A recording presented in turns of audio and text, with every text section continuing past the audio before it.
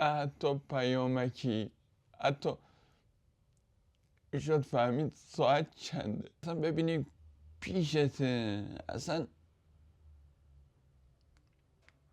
نمیتونستی حسش کنی، نمیتونستی. وقتی سرعت اینترنت میاد پایین و یا کلا اینترنت قطع میشه، بهترین راه حل چیه؟ بهترین کار اینه که شما 10 بار پشت سر هم مودم رو خاموش روشن کنید. اگر درست نشد 3 بار بزنید به مودم، محکم و صدادار. ممکنه اینترنت درست نشه اما حالش جا میاد. چی میگی؟ این اطلاعات غلط چیه به مخاطب میدی؟ 10 بار خاموش روشن کردن و 3 بار ضربه زدن پدر مودمو در میاره. فقط 5 بار خاموش روشن کن. نهایتاً 2 دفعه به مودم ضربه بزن. اونم بی صدا و آروم. 5 تا از عجیبترین اشتباهات تکنولوژیکی که ما انجام میدیم، یکیش رو که شنیدین، البته ادامه داره چون هنوز به راهکاری براش نرسیدیم. حالا اون کار رو انجام دادین، درست نشد، وقتی چیه؟ بیفتیم به جون گوشی. حالت هواپیما رو فعال کنین، غیر فعال کنین، اینترنت مودمتونه ها، اما دیتای گوشی رو خاموش کنین، روشن کنین، گوشی رو ریست کنین، خلاص انقدر بلا سر گوشی بیارین که شاید گوشیتون خراب بشه ولی اینترنتتون درست بشه. خب پس چاره چیه؟ بهترین کار اینه وقتی دیدین سرعت اینترنت پایینه، اول ببینین از دستگاهی که به مودمتون وصله کسی چیزی دانلود نمیکنه. اول یه سوال دسته جمعی بپرسین کی داره دانلود میکنه. عموما کسی گردن نمیگیره ولی به هر حال سوال دیگه بپرسین، ضرر نداره.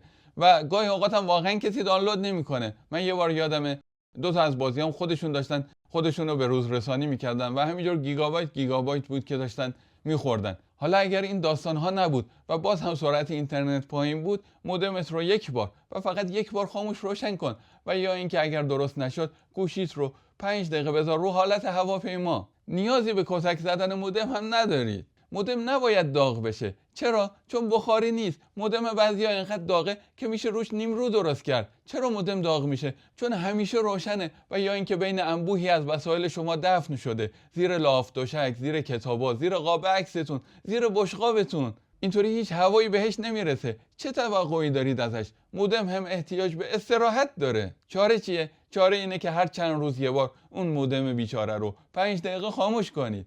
آره، تعجب نکنید، مودم هم مثل ما به چرت نیم روزی نیاز داره. البته فکر میکنم که 5 دقیقه خاموش کردن مودم برای بعضیا خیلی سخت باشه. هیچ مشکلی، تأکید میکنم هیچ مشکلی با رفرش کردن بهتر نمیشه. باز و بسته کردن و رفرش مداوم یک اپلیکیشن و یا یک صفحه هیچ چیز رو بهتر نمیکنه. هیچ مشکلی رو حل نمیکنه. هیچ دردی رو دوا نمیکنه. اما اضطراب آدمو تخلیه میکنه. برای تخلیه اضطراب و استرس راههای بهتری هم وجود داره. مثلا استفاده از فیجت، تازه صدا میده، خیلی بامزه است. واقعیتش اینه که اکثر سایت ها و اپلیکیشن ها به روز رسانی لحظه ای دارن. این که فکر میکنیم با انجام این کار هیچ چیزی از کنترل ما خارج نیست. حتی اینترنت یه اغراق خیلی بزرگه. چک کردن درصد باتری چه وقتی تو شارژ هست و چه وقتی نیست بیفایده است. مشکل اصلا درصد شارژ نیست. حتی نگاه کردن به ساعت گوشی هم به صورت پیاپی فایده ای نداره. دردی از شما دوا نمیکنه. اون ساعت گوشی نیست که تون تون جلو میره، ثانیه شماره. و تازه دقیقه گوشی هم هر 60 ثانیه یه بار عوض میشه. باور کنین 16 ساعت باید میمونده.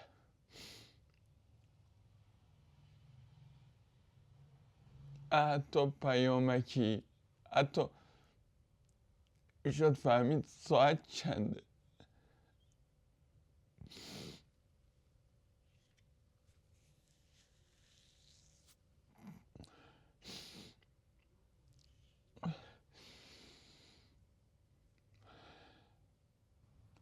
گروهی رفته بودیم سفر و چون تعدادمون زیاد بود نمیتونستیم با هم برگردیم. مجبور بودیم چند نفر برگردیم. من جزو گروه اول بودم که برگشتم، اما وقتی جا گذاشتمش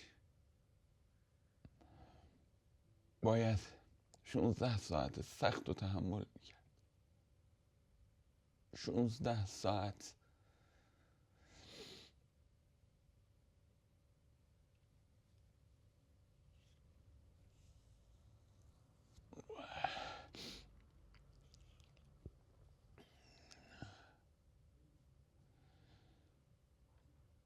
آره دیگه، نه پیامک تبلیغاتی، نه حتی میتونستی دکمه‌شو فشار بدی صفحش روشن بشه، حداقل ببینی ساعت چنده، اصلا ببینی پیشته، اصلا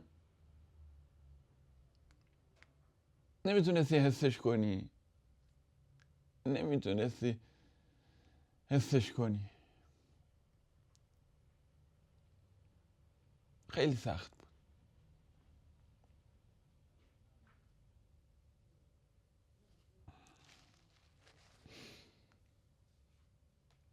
دیگه هیچ وقت گوشیتونو هیچ جا نذارید. خیلی سخته، خیلی.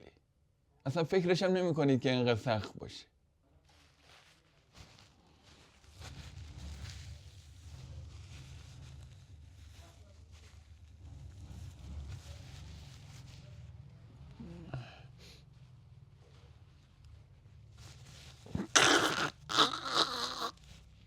کل زندگی من توی اسکرین شاته. فیلم خوب اسکرین شات، بازی خوب اسکرین شات، رسید بانکی اسکرین شات، متن جالب، متن ادبی اسکرین شات.